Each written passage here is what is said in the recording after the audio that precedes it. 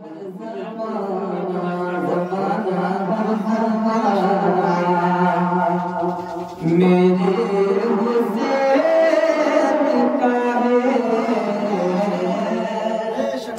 रात बोल करके सुनिए, इंशाल्लाह मजा आएगा। समझ रहे, कम में ज्यादा दम होता है और जितना बेहतर अंदाज में आप रात सुनने की कोशिश करेंगे उतना बढ़िया पढ़ने की मैं कोशिश करूंगा, है ना।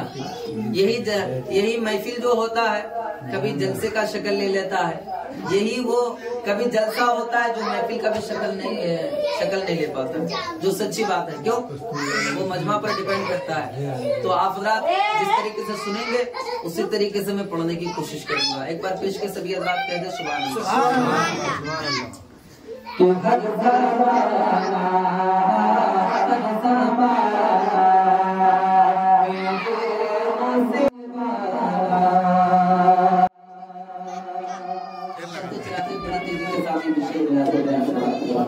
मार मियां